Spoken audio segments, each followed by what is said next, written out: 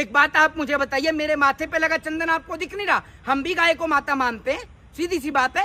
हिंदू धर्म से आते हैं तो हमारी भी यही मांग है कि गाय को राष्ट्रीय पशु घोषित किया जाए। और आपने भी माथे पे चंदन लगा रखा है। आप हिंदू नहीं है क्या, या भाजपा की हिंदू हैं? सबसे ज्यादा तकलीफ भारतीय जनता पार्टी के पत्रकारों को हो रही है गाय को राष्ट्रीय पशु घोषित करने को लेकर। सबसे ज्यादा तकलीफ मुसलमान राजी, आम हिंदू राजी, आम सिख राजी, आम ईसाई राजी, लेकिन तकलीफ किसे? भाजपा के हिंदुओं को, भाजपा के मुसलमानों को।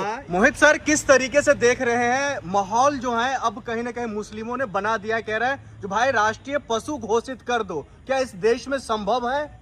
देखिए, एक चीज मैं आपको बता दूं, भारतीय जनता पार्टी के रहते तो ये चीज संभव नहीं है, क्योंकि भारतीय जनता पार्टी के तो खाने पर लात पड़ जाएगी। वो भारतीय जनता पार्टी जो बीफ कंपनियों से चंदा उठा रही है, अगर गाय को राष्ट्रीय पशु घोषित कर दिया गया तो बीफ कंपनियों से चंदा आना बंद हो जाएगा। तो भारतीय जनता पार्टी खुद अपने पेट पर लात क्यों मारेगी? वो तो सिर्फ हिंदुओं का इस्तेमाल करती है वोट लेने के लिए, वोट की राजनीति के लिए। यही अगर कोई मुद्दा हिंदू मुसलमान का होता तो मुख्यमंत्री से लेकर प्रधानमंत्री तक बोलते हुए नजर आते, लेकिन जब बात गाय को राष्ट्रीय पशु घोषित करने की है तो मुख्यमंत्री के मुंह से अब आवाज भी नहीं निकलेगी। मुख्यमंत्री तो बिल्कुल चुप हो गए, क्योंकि ये लोग सिर्फ हिंदुओं का इस्तेमाल करते हैं, हिंदुत्व का फर्जी नारा देते हैं और कोई इनका एजेंडा ही नहीं है।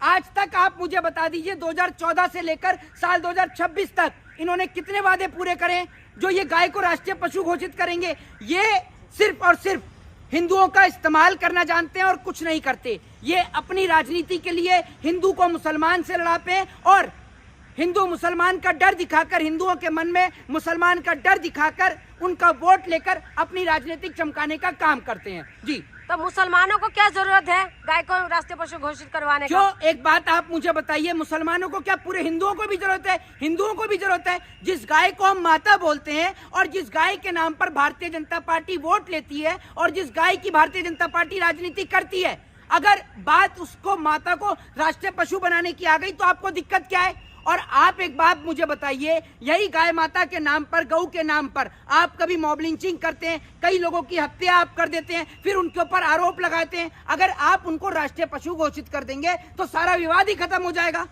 बल्कि हिंदुओं को भी मुसलमानों का साथ देना चाहिए। तो हिंदू संगठन वाले देंगे मुसलमानों के साथ? जी, हिंदू संगठन वाले सत्ता में, अगर यही कांग्रेस की सरकार होती भारतीय जनता पार्टी की जगह, तो सारा हिंदू संगठन अब तक सड़क पर होता कि गाय को राष्ट्रीय पशु घोषित करो। लेकिन अब मोदी जी सत्ता में है तो एक भी हिंदूवादी संगठन का आदमी सामने नहीं आ रहा कि गाय को राष्ट्रीय पशु घोषित किया जाए। चाहे वो बजरंग दल हो, आरएसएस हो, विश्व हिंदू परिषद हो, कोई आपको नजर नहीं आएगा संगठन। जितने भी हिंदूवादी संगठन है वो दूर दूर तक भी नजर नहीं आ रहे। तो आपको क्यों पेट में दर्द हो रहा है? आप क्यों मुसलमानों का साथ दे रहे हैं? मुसलमानों का?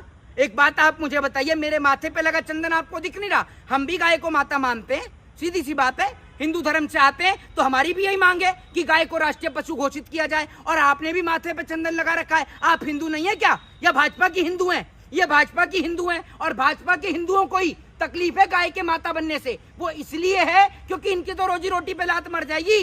ये पत्रकार हैं, अगर गाय को राष्ट्रीय पशु घोषित कर दिया तो बीफ कंपनियों से चंदा आना बंद हो जाएगा, भारतीय जनता पार्टी की राजनीति ठप हो जाएगी और भारतीय जनता पार्टी इन जैसे पेड़ पत्रकारों को कब्र कैसे रखेगी, क्योंकि उन पर पैसा ही नहीं आ पाएगा। आप नहीं चाहते क्या जो देश अच्छे स्तर पर और आर्थिक स्थिति ठीक रहे, देश को आप खराब करना चाहते हैं? अच्छा, तो ये मुझे बताओ, जब भारत बीफ एक्सपोर्ट में दूसरे नंबर पर नहीं था तो भारत की आर्थिक स्थिति ठीक नहीं थी? आप मुझे बताओ, तब भारत की आर्थिक स्थिति ठीक थी या नहीं थी?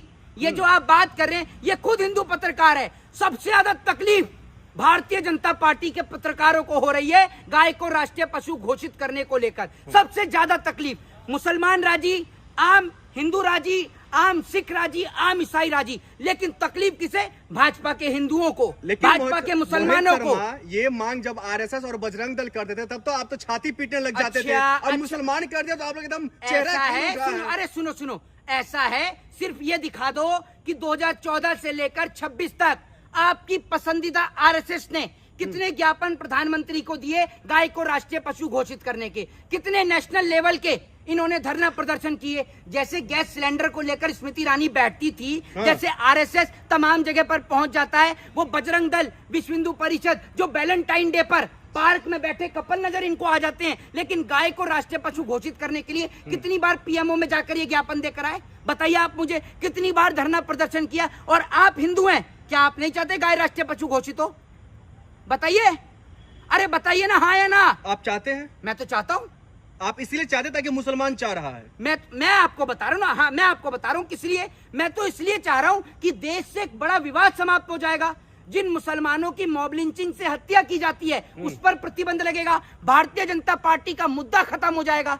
सबसे बड़ी बात यह है, कम से कम फिर चर्चा एजुकेशन, हेल्थ और डेवलपमेंट पे तो होगी, महंगाई बेरोजगारी पर तो होगी। अभी उस पर तो कोई चर्चा ही नहीं हो रही। आज उत्तर प्रदेश में बिजली के दाम बढ़ गए, उस पर चर्चा नहीं। पेट्रोल के दाम बढ़ रहे हैं, उस पर चर्चा नहीं। चर्चा हो रही है तो गाय पर, हिंदू पे, मुसलमान पे, नमाज पे। जी लेकिन शर्मा जी, ये सवाल निकल करके आ रहा है, जब देश में सब कुछ ठीक है, जब सब कुछ बढ़िया है, तो ये नया ये क्या है? मतलब जो आप राष्ट्रीय पशु क्या कर रहे हैं आप? तो मैं आपसे ये कह रहा हूं ना, जब देश में सब कुछ बढ़िया है तो मेरे को ये समझ में नहीं आता कि आप ये क्यों कहते हैं। फिर आपकी पार्टी के नेता इतने मतलबी, इतने डकैत, इतने चोर हैं और इतने बड़े दोगले हैं। एक दुग्गल साहब और उनके नेता दोगले, ये दोगले और दुग्गल की जोड़ी जो चल रही है ना, मतलब कभी तो गाय को मिथुन बता दो, कभी आप जो है ये कह दो कि जो 14 साल से कम उम्र की है वो तो जो है माता हमारी नहीं है, जो 14 साल से कम उम्र की है वो माता है, 14 साल से ऊपर की माता नहीं है। ये कहां से आप नई नई कानून और लॉ लेकर आ रहे हो? वहीं दूसरी ओर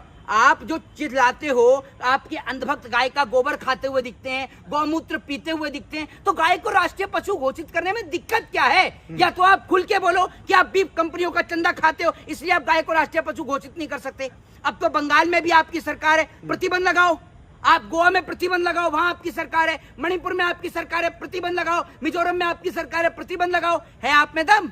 तो फिर ऐसे में क्या लग रहा है, अगर प्रतिबंध लग जाता है तभी आप लोग मानेंगे बात को? सही है ऐसा है ना? नहीं, मैं आपको बताता हूँ, जो सरकार कह रही है और 14 से ही राजनीति गौ माता के नाम पर कर रही है। अंधभक्त वीडियो जय गौ माता की, जय गौ माता की। आपको राजनीति लग रहा है? ये वाकई में रक्षक है, ओरिजिनल देशभक्त है ये लोग, बजरंग दल और आरएसएस। मेरी बात नहीं समझ रहे। अगर रक्षक है तो गौ माता को फिर तो बचाने की किससे जरूरत ही नहीं पड़ेगी अगर राष्ट्रीय पशु घोषित हो गई। जिस तरीके से मोर राष्ट्रीय पक्षी है, राष्ट्रीय पक्षी मोर को कोई नहीं मारता क्योंकि राष्ट्रीय पक्षी है, इसलिए गौ को भी कोई नहीं हत्या करेगा गौ की। अगर गौ राष्ट्रीय पशु घोषित हो गई तो भाजपा बनाए तो राष्ट्रीय पशु, भाजपा सिर्फ हिंदुओं का इस्तेमाल कर रही है और कुछ नहीं कर रही। लेकिन इन मामलों को लेकर के टीवी चैनल हो या जो बड़े स्तर के जो पत्रकार है वो भी तो नहीं सवाल उठा रहा है। क्यों उठाएंगे? उनके पास तो मुद्दा फिक्स है। उनको क्या करना है? उनको हिंदू मुसलमान दिखाना है, मंदिर मस्जिद दिखाना है, चाइना का डर दिखाना है। और अभी भारत को विश्वगुरु बनाने के लिए चले पे, चाइना ने भारत का चावल लेने से मना कर दिया, जापान ने भारत के आम को मना कर दिया। ऐसे बनाएंगे भारत को विश्वगुरु? भारत के पासपोर्ट की वैल्यू आप देखिए, आप ग्लोबल हंगर इंडेक्स में भारत का स्थान देखिए, ठीक है, आप जो है क्या कहते हैं प्रेस की स्वतंत्रता के मामले में भारत का स्थान देखिए। भारत को आज कहां लाकर खड़ा कर दिया और दुग्गल साहब वह मेलोडी की टॉफियां बांट रहे हैं। देश भूखा मर रहा है, दुग्गल साहब टॉफियां खोले जा रहे हैं, अपनी जनता को टोपी पिनाकर दुग्गल साहब टॉफी खिला रहे हैं वहां पर। तो फिर ऐसे ही देश चलेगा, ऐसे ही देश मजबूत देखिए, आप खुद एक नौजवान हैं और आप समझते हैं कि पेपर की क्या वैल्यू होती है।